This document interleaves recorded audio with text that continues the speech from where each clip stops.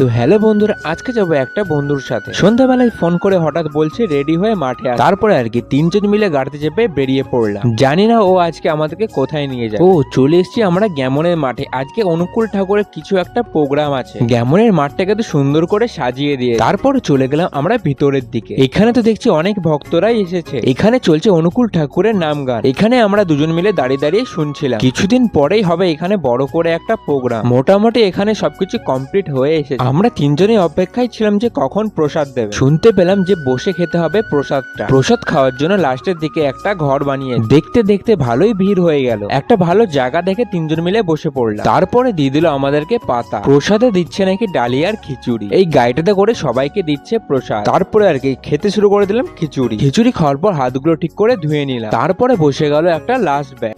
এখান থেকে এবার বেরিয়ে পড়লাম। তিনজন মিলে চেপে পড়লাম আবার গাড়িতে। এবার যেতে হবে বাড়ির দিকে।